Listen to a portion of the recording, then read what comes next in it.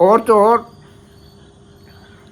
ہمارے سب سے جو آج کل پاپولر سیاستدان جن کو کہا جاتا ہے، وہ اپنی تقریر میں مثال کس کی دے رہے ہیں؟ انڈیا کے وزیر خارجہ کی، کہ روس سے تیل لینے کے حوالے سے جب اس سے سوال ہوا تو بقول عمران خان صاحب کے انڈیا کا وزیر خارجہ یہ ہوتا ہے خوددار وزیر خارجہ۔ انڈیا کے وزیر خارجہ کی تعریف کر رہے ہیں، یہ ہوتا ہے خوددار وزیر خارجہ۔ اس نے کہا اگر یورپ روس سے تیل لے سکتا ہے تو ہم کیوں نہیں لے سکتے؟ یہ عمران خان صاحب کہہ رہے ہیں۔ انڈیا کا وزیر خارجہ خوددار تو ہے نا، آپ کے ہوتے ہوئے کشمیر پہ قبضہ کر لیا، اس کو انیکس کر لیا، اس کا جو تاریخی ایک سٹیٹس تھا اس کو بدل دیا، اس کو ختم کر دیا خان صاحب آپ کے ہوتے ہوئے، اور آج آپ تعریف بڑے فخر سے کر رہے ہیں۔ تو اگر انڈیا کا وزیر خارجہ اتنا خوددار ہے یا انڈیا اتنا خوددار ہے تو 4 سال آپ کس بے خودی میں پڑے رہے ہیں؟ آپ کی خودداری کہاں تھی جب آپ کی بھی خارجہ پالیسی جو ہے کہیں اور بنتی تھی؟ آپ کا وزیر دفاع کون تھا by the way? Pervez Khattak. India کا تو وزیر دفاع بھی بڑا خوددار ہے خان صاحب، اس کے آگے بھی اس کے جو افواج کے جو سربراہان ہیں وہ چوں نہیں کر سکتے۔ باتیں کرتے ہیں آپ، 4 سال وزیر اعظم رہے ہیں اور بننے کے بعد ایسے تقریریں کر رہے ہیں جیسے آپ کبھی وزیر اعظم رہے ہی نہیں، اور عوام سے کہہ رہے ہیں مجھے موقع دو، میں یہ کر دوں گا اور وہ کر دوں گا۔ تو یہ ہم نے 75واں یوم آزادی منایا ہے۔ کوئی ایک سیاستدان یا سیاسی جماعت ایسی نہیں لگ رہی جو کہے کہ یوم آزادی صحیح معنوں میں تب بنایا جا سکتا ہے کہ جب آئین پاکستان کے مطابق عوام پاکستان کو تمام بنیادی حقوق اور ان کی آزادیاں مل رہی ہوں تو وہ یوم آزادی کو میں مناتی ہیں۔ آپ عجیب یوم آزادی ہیں آپ کی۔ حکومت میں آنے کے لیے بھی 2018 کے الیکشن میں خان صاحب کندھے پہ بیٹھ کے آئے، اور جو ووٹ کو عزت دینے کے نعرے لگانے والے تھے وہ بھی کندھے پہ بیٹھ کے آ گئے۔ عجیب یوم آزادی ہے، نعرے مارتے ہیں کہ ہمیں غلامی امریکہ کی قبول نہیں ہے، اور پھر 25 ہزار ڈالر ماہانہ کے اوپر لابنگ کمپنی امریکہ میں ہائر کرتے ہیں کہ ہمارے تعلقات کچھ اچھے ہو جائیں۔ اس کی وجہ شاید کچھ اور بھی تھی کہ الیکشن کمیشن سے جو ڈیٹا آیا تھا غیر ملکی فنڈنگ کا، اس پہ امریکی میڈیا جو ہے کوئی مزید اس پہ کھدائی نہ شروع کر دے، تو وہ میڈیا ریلیشن کا نام کے لیے وہ بھی ضروری تھا۔ مگر یہ ہو رہا ہے، عوام کو بیوقوف بناتے ہیں، انہی امریکیوں سے پیسے مانگتے ہیں، اوورسیز پاکستانیوں سے، جس امریکہ کو آپ کہتے ہیں اس نے سازش کی اور اس نے دھمکی لگائی۔ 75 سال سے دھمکیاں لگ رہی ہیں، 75 سال سے سازش ہو رہی ہے۔ Now it's part of the game۔ اور آپ کہہ رہے ہیں عمران خان کے خلاف سازش ہوئی، تو اس سے پہلے کیا امریکہ جو تھا وہ پاکستان کے خلاف کوئی اس کی سازش نہیں ہوتی تھی؟ تو میرے خیال میں اب یہ 75 سال ہو گئے نا ہمیں، اب تھوڑا سا سیاسی جماعتیں اپنے آپ کو منظم کر لیں، آرگنائز کر لیں، اور کچھ ایک بنیادی نکات پہ ایگریمنٹ کر لیں۔ سب سے پہلا نکتہ یہ، تمام ابھی تو ایک دوسرے سے بات بھی نہیں کرتے، وہ اس لیے نہیں کرتے کہ اسٹیبلشمنٹ نہیں چاہتی ہے، اور اس ملک کے اس 75 سال میں جو کچھ بھی اس ملک کے ساتھ ہوا ہے اس میں سب سے بڑی ذمہ دار اسٹیبلشمنٹ رہی ہے، ملٹری اسٹیبلشمنٹ رہی ہے، فوجی ڈکٹیٹرز رہے ہیں۔ اس کے بعد آبویسلی وہ لوگ جو سیاستدان جو ان کی مدد سے اقتدار میں آتے جاتے رہے، اور اس کے بعد پھر عمران خان اور یہ لوگ جو 2018 میں آئے ہیں یہ بھی اسی طرح اعلی کار بن کے رہے ہیں۔ تو پہلے کچھ کامن گراؤنڈ سے لے لیں۔ کیا کسی سیاسی جماعت کے لیے یہ اعلان کرنا مشکل ہے کہ اسٹیبلشمنٹ، ملٹری اسٹیبلشمنٹ کا فوج کا سیاست میں کوئی کردار نہیں ہوگا، اور ہم کسی فوجی اہلکار سے یا اسٹیبلشمنٹ کے ٹاؤٹ سے یا اہلکار سے مذاکرات بھی نہیں کریں گے؟ یہ پہلی بات۔ دوسری بات یہ کہ سیاسی جماعتوں کو فوری طور پہ اعلان کرنا چاہیے کہ جب وہ اقتدار میں آئیں گی یا جو اقتدار میں ہیں وہ کالجز اور یونیورسٹیز میں اسٹوڈنٹ یونینز کو بحال کریں، یہ دھوکہ دینا بند کر دیں کہ پارٹیوں اور جلسوں کے لیے نام نہاد یوتھ ونگ بنا لیے، لیکن جو 18 سال سے اوپر کی لڑکا یا کالج اسٹوڈنٹ یا یونیورسٹی اسٹوڈنٹ اگر ووٹ دے سکتا ہے تو وہ کالج اور یونیورسٹی کے اندر اسٹیج پہ کھڑا ہو کے ملک کے سیاسی معاملات پہ اس کو تقریر اور بحث کرنے کی بھی اجازت ہے۔ یہ آئین پاکستان اس کو حق دیتا ہے۔ مگر ضیاء الحق کے دور میں یونینز کو ایسا حبہ بنا کے پیش کیا گیا، اور جس کا نتیجہ آج ہم دیکھ رہے ہیں کہ لسانی بنیادوں پہ یونیورسٹیوں اور کالجوں میں جہاں پہ نظریاتی بحث ہونی تھی وہاں پہ لسانی بنیادوں پہ گروپنگ ہوئی ہوئی ہے اور ایک دوسرے کے خون کے پیاسے بنے ہوئے ہیں۔ یہ تھی ضیاء الحق کی حکومت اور سیاست، اور یہ حکمت عملی اور سیاسی جماعتوں کی جو جڑ تھی اس کو ختم کر دیا ہے ان نوجوانوں کو لسانی بنیادوں پہ تقسیم کر کے۔ یونینز بحال کریں، یہ دوسری بات۔ اور تیسری بات، اپنا وزیر دفاع تمام سیاسی جماعتیں اعلان کریں، جو وزیر دفاع ہو وہ صحیح معنوں میں غیرت مند وزیر دفاع ہونا چاہیے۔ اور بالکل ویسا ہی ہو خان صاحب، آپ بھارت کے وزیر خارجہ کی مثال دیتے ہیں تو بھارت کے وزیر دفاع کی بھی مثال دیں نا آپ۔ شہباز شریف صاحب کو بھی اس پہ غور کرنا چاہیے، وزیر دفاع۔ تیسری بات، جتنے ہمارے ملک میں ملٹری اسٹیبلشمنٹ کی جو کاروباری ایک سلطنت ہے، ایک پیرالل سلطنت ہے، معیشت ہے، اکانومی ہے، اس کو ریگولیٹ کریں۔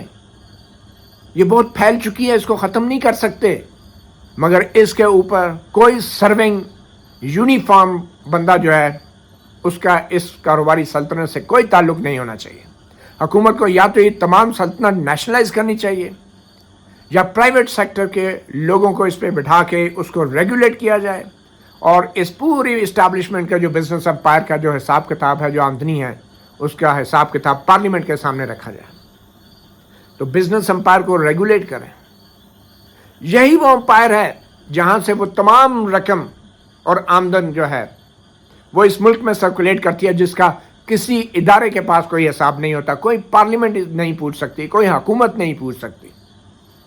اور ایک طرف سرکاری زمینیں ہیں، دفاعی مقاصد کے لیے زمینیں ہیں، سبسڈیز ٹیکس ایگزیمپشنز ہیں، اور دوسری طرف یہ کھلم کھلا پرائیویٹ سیکٹر سے کمپیٹ بھی کیا جاتا ہے۔ تو میرے خیال میں اس کو ریگولیٹ کرنا بھی ضروری ہے۔ پھر اس کے بعد جو دفاعی بجٹ ہے، اس کے اوپر اب پارلیمنٹ کے اندر تفصیلی بحث ہونی چاہیے، اوپن ڈسکشن ہونی چاہیے۔ اب کچھ سیکرٹ نہیں ہے، امریکہ سے کچھ نہیں چھپا اور انڈیا سے بھی کچھ نہیں چھپا۔ آج کل کی ٹیکنالوجی کے دور میں آپ نے جو اسلحہ لیا ساری دنیا کو پتہ ہے آپ نے کیا لیا اور کیا نہیں لیا۔ اس کا آپ ڈیفنس بجٹ کو ایک ڈیفنس کمیٹی جو ہے اس کو اسکروٹنائز کرے، ڈیفنس منسٹر جو ہے اس کا حساب مانگے، سیکرٹری ڈیفنس جو ہے اس کو کوآرڈینیٹ کرے۔ کوئی پتہ نہیں ہے کون کس کا باس ہے۔ عملی طور پہ ادارے فورم بنائے ہوئے ہیں، جوائنٹ چیف کا ادارہ بھی بنا ہوا ہے، منسٹری آف ڈیفنس کا بھی بنا ہوا ہے، انٹر سروسز پبلک ریلیشن کا بھی بنا ہوا ہے، انٹر سروسز انٹیلیجنس کا بھی بنا ہوا ہے، لیکن نیوی، ایئر فورس یہ کہاں ہیں؟ نظر آتے ہیں کئی اداروں میں۔ تو ڈیفنس منسٹری کو مضبوط بنایا جائے اور آئی ایس پی آر کو وزارت دفاع کے ماتحت کیا جائے، اور آئی ایس پی آر کا سربراہ جو ہے وہ تینوں سروسز کا نمائندہ ہونا چاہیے، نیوی، ایئر فورس، آرمی کا، اور ضروری نہیں کہ وہ باوردی افسر ہوں۔ باوردی افسر صرف اپنے آپریشنل میٹرز کی بریفنگ کے لیے اس آئی ایس پی آر کا حصہ ہو سکتے ہیں، مگر پبلک ریلیشننگ آج کل کے جدید دور میں it is too serious a business to be left alone to the generals. یہ جنرلوں کے بس کی بات نہیں ہے، تعلقات عامہ یہ ان کا کام نہیں ہے، ان کی تربیت نہیں ہے۔ تعلقات عامہ، عوام کے ساتھ پبلک ریلیشننگ کرنا۔ آج جب بھی تنقید ہوتی ہے تو 2 گھنٹے باوردی جرنیل کو خود آگے دفاع کرنا پڑتا ہے کہ فوج کے اوپر یہ غلط بات ہے، وہ غلط بات ہے۔ کیوں نہیں ہمارے بیوروکریٹ، پڑھے لکھے اسکلفل بیوروکریٹ جو ہیں وہ ان تمام معاملات کے اوپر بات کر سکتے ہیں؟ ہم ساری دنیا کو کیا بتاتے ہیں کہ ہمارے ہاں 2 گھنٹے جو ہے ٹی وی اسکرین پہ اپنے ملک کی افواج کے دفاع کرنے کے لیے باوردی جرنیل کے علاوہ کوئی نہیں ہے۔ تو میرے خیال میں سیاسی جماعتوں کو اس چیز پہ بھی غور کرنا چاہیے اور اپنی پوزیشن واضح کرنا چاہیے ان تمام معاملات پہ جن کا میں نے ذکر کیا ہے۔ کوئی سیاسی جماعت ان چیزوں کے حوالے سے نہ تو اپنے منشور میں اس نے کوئی چیز واضح کی ہوئی ہے، اور نہ ہی وہ الیکشن سے پہلے اور نہ ہی ویسے عمومی طور پہ وہ ان چیزوں کے اوپر اظہار خیال کرتے ہیں. سارے لائن میں لگے ہوئے ہیں کہ چلیں ہم بھی جو ہے کسی کو خوش کر کے یا تو اقتدار میں رہیں گے یا پھر آ جائیں گے. اور یہ عمران خان صاحب جو بڑے انقلابی بنتے ہیں 2018 میں جیسے آئے وہ سب کو پتہ ہے، اور ابھی بھی وہ اسی طرح آنے کے خواب دیکھ رہے ہیں. ابھی بھی ان کے پاس ایجنڈا کوئی نہیں ہے کہ آئین اور قانون کی پاسداری ہو، جمہوریت ہو، آزادی رائے ہو. ان کے دور میں جو کچھ آزادی رائے کے ساتھ ہوا وہ بھی ایک خوفناک تجربہ تھا، صحافیوں کے لیے بھی اور شہریوں کے لیے بھی. تو جواب دہ بنایا جائے فوج کے ادارے کو، بجٹ کے حوالے سے بھی اور ہر لحاظ سے. عدلیہ نے بھی سو موٹو کے نام پہ بالکل جو ہے ایک اپنا ہی ماشاءاللہ سے جس کو کہتے ہیں نا ایک پیرالل حکومت بنائی ہوئی ہے. ججز اپنے آپ کو فوج سے بھی مبرہ سمجھتے ہیں. فوج کا تو سمجھ آتا ہے نا کہ ان کے کوئی خفیہ معلومات ہوتی ہیں بجٹ کے حوالے سے، وہ کہتے ہیں ہم یہ نہیں بتا سکتے، وہ نہیں بتا سکتے. عدلیہ نے اپنی عدلیہ کی آزادی کے نام پہ پارلیمنٹ کی پبلک اکاؤنٹ کمیٹی کو عوام کے ٹیکس کے پیسے کا حساب کتاب دینے سے انکار کر دیا. اور رجسٹرار جو پبلک اکاؤنٹ کمیٹی جس کو بلاتی تھی کہ آپ آ کے حساب کتاب دیں، اس نے بھی رجسٹرار کو بھی منع کر دیا فیصلے اپنے حق میں دیکھ. اور یہ سو موٹو پاور جو ہائی روز استعمال کی جاتی ہے، یہ ایک 58(2)B نیا بن گیا ہے. سیاستدانوں کو، حکومتوں کو بلیک میل کیا جاتا ہے. کبھی اسٹیبلشمنٹ پیچھے ہٹتی ہے تو عدلیہ آگے آ جاتی ہے، عدلیہ پیچھے ہٹتی ہے تو اسٹیبلشمنٹ آگے آ جاتی ہے. ایک ڈرامہ بنا ہوا ہے سیاسی حکومتوں کو کمزور کرنے کے لیے. تو سیاسی جماعتوں کو اس حوالے سے بھی کم از کم آج کے 75ویں یوم آزادی کے اوپر اپنی سول سرچنگ کر کے واضح اور ٹھوس موقف دینا چاہیے. اور بہت ساری باتیں ہیں اور بہت ساری چیزیں ہیں. لاپتہ افراد کے حوالے سے بے بس حکومتیں، چاہے شہباز شریف کی حکومت ہے چاہے عمران خان کی حکومت. تاثر یہ دیا جاتا ہے کہ اس حوالے سے قانون سازی ہو رہی ہے، اور یہ قانون ہی نہیں تھا تو اس لیے ہم بھی کچھ نہیں کر سکتے تھے. خدا کا خوف کریں، شہریوں کو دن دھاڑے سرکاری اہلکار اٹھا کے لے جائیں، خفیہ اداروں کے اہلکاروں پہ الزام آئے سنگین، اور آپ کے کوئی قانون نہیں ہے ان کو پوچھنے کا. قانون بنا بھی لیں تو کیا ہوگا؟ وزیر دفاع کا بھی کوئی قانون نہیں ہے نا. وزیر دفاع جو آپ بناتے ہیں، جھنڈے لہراتے ہیں وزیر دفاع صاحب، سارے ڈمی وزیر دفاع، انہوں نے بھی کوئی قانون نہیں بنایا ہوا وزارت دفاع کا. تو اس کے لیے بھی پھر قانون بنانا پڑے گا اس کو تھوڑا سا طاقت ڈالنے کے لیے. لاپتہ افراد کا بڑا سنگین معاملہ ہے. اسی طرح صوبوں کے اندر جو براہ راست مداخلت ہوتی ہے صوبائی حکومتوں کے معاملات میں، اور شرمناک بات تو یہ ہوئی ابھی حال ہی میں، اس سے پہلے بھی بہت سی ہوئی، خیبر پختونخوا کے اندر جو چیف منسٹر ہیں انہوں نے ترقیاتی فنڈز کے لیے کور کمانڈر پشاور کو جو ہے اس کمیٹی کا سربراہ بنا دیا کہ جو ترقیاتی فنڈ استعمال کرے گی. اس کا کور کمانڈر جنرل فیض حمید تھے. اور اس سے پہلے بھی بہت دفعہ ایسے ہوتا رہا، بہت کچھ ایسے ہوتا رہا. تو ساری سیاسی جماعتوں کو ان ٹھوس اور بنیادی ایشوز پہ جب تک غور نہیں کریں گے تو یہ سب عوام کو آپ بیوقوف بناتے رہیں گے. کوئی ووٹ کو عزت دے کر نعرہ لگائے گا، کوئی کہے گا غلامی منظور نہیں ہے.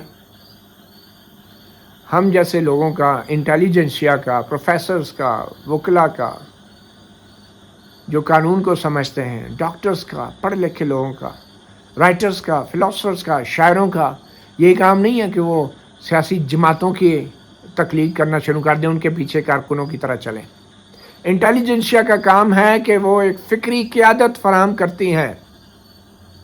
یہ نواز شریف، زرداری، مولانا فضل الرحمان یا عمران خان، انٹیلیجنسیا ان سے آگے چلتی ہے، ان کو فکری قیادت دیتی ہے، ان کو سوچ دیتی ہے کہ آپ ایسا کریں، معاشرے کو فکری قیادت فراہم کرتی ہے. بدقسمتی سے ہماری انٹیلیجنسیا جو ہے وہ بھی ان سیاستدانوں کے پیچھے پیچھے چلنا شروع ہو گئی ہے، اور ان کی خواہش اور ان کی تقریریں اور ان کے بیانات کے مطابق اپنے تخیل کو وہ سمت دیتے ہیں.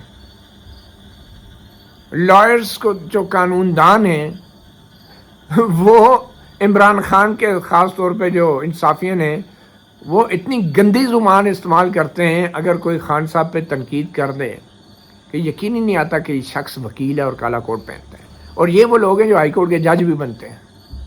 اس لیے پھر آپ کو ماشاء اللہ سے عدلیہ کے کردار کا معیار بھی آپ کو سمجھ آتی ہوگی کہ کیوں ایسا ہے. اسی طرح صحافی حضرات ہم جیسے، ہم لوگ بھی نام لے کے، بہت سارے ایسے صحافی ہیں، میں بالکل کسی کا نام لے کے کسی کو میں نے یہ اپنا لیڈر نہیں مانا. پروفیشنلی میرا کوئی صحافی کا لیڈر نہیں ہوتا. بطور ایک شہری ووٹ ضرور ڈال دیتے ہیں اینڈ دیٹس اٹ. لیکن کسی کے ٹرینڈ چلانا، کسی کے نام لے کے واہ واہ کرنا اور پھر جلسوں میں ان کے تقریریں کرنا سیمینار کے نام پہ